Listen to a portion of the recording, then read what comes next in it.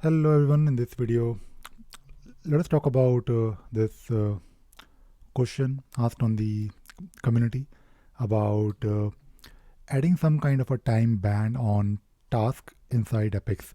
Now this question has been asked by Felipe Rodrigo, and the question is all about how can I achieve something like this.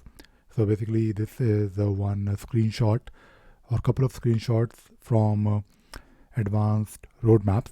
And when you are using advanced roadmaps, you have the option to plan the work on a timeline, and you can use date fields, like especially you have fields like start date and end date, and those fields are used to plan the work for the issues.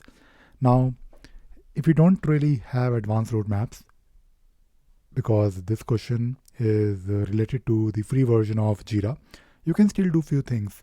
You can always create your own custom fields to capture the information.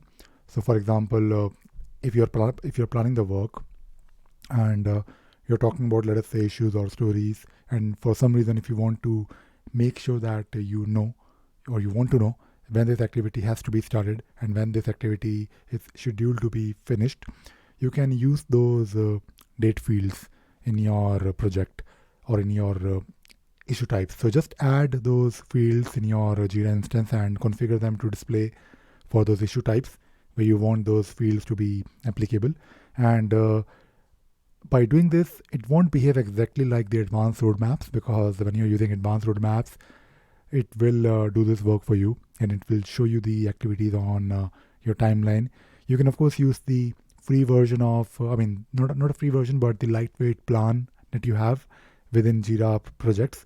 But I think by simply adding a date field or those two date fields, you can still at least have a framework to plan the work. So when you are creating a new activity, you can ensure that those two fields are captured, or you can use those fields to maybe plan the work at different levels. And you can also maybe create some kind of a dashboard where you can display those activities maybe on your dashboard. It will be of course a bit limited because you're using a free version, and in case you want to continue to uh, use the free version, you can at least store the information, and later on you can think about how you want to create the reports or how you want to visualize it. But of course, when you're using advanced roadmaps, these things, as I mentioned before, are uh, there for you to just use in your planning, because that is what advanced roadmaps can do for you. But even without using advanced roadmaps, you can still plan the work, and you can still create those custom fields. And that is all I wanted to talk about in this video. I hope you enjoyed watching this video and you learned something new today. Thank you very much.